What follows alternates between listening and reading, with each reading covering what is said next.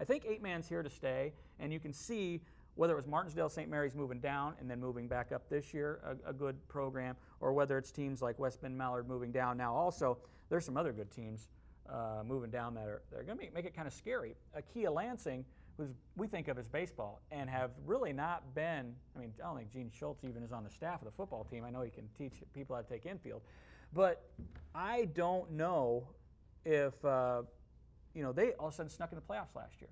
And now all of a sudden they're an 8-man. So it's kind of funky though. And I suppose BJ, those people in that conference are probably like, I don't know if we're going to like 8-man at West Bend Mallard, but they'll like it. Oh, they certainly will. With the teams that they'll be facing, some familiarity there. That's going to breed a lot of success from the northwest part of the state. But throughout, you're right, Stanton does return a lot of players, finishing last year right at 13-0.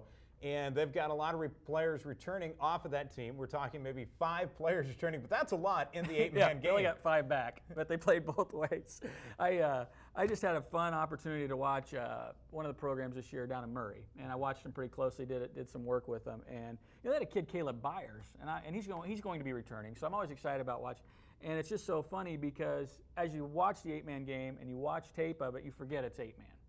And so as far as players of the year of this district, I don't know, but I'm going to say Caleb Byers is going to be a good one. They got the Tonderum kid who's coming back from Armstrong Ringstead, and so there's some good football players out there, but make no mistake about it, whether it's Tyler Bloom for Walnut, the 8-man that's playing for the Iowa Hawkeyes, these kids can play the next level, but it is saving a lot of towns, and it's doing some cool things for school districts. And you take a look at the District 6 this year with Grandview Park Baptist returning as well. There's a team that, just started their football program just a few years ago and somehow put it together. They won the district championship. Obviously, them and Lennox, Lamoni are also going to be competing for that spot there as well. As far as for the 8-man game, I mean, Stanton seems to be like the head of the class, yes, finishing right at 13-0 last season. Are they your #1 team heading into this? Well, if I had to pick a #1 team, I think you have to pick Stanton. But obviously, I think with the West Bend Mallards and East Mills and teams like Kia Lansing moving down, and Kia Lansing, a playoff team in 1A last year, moving down, very interesting. Walnut's always good.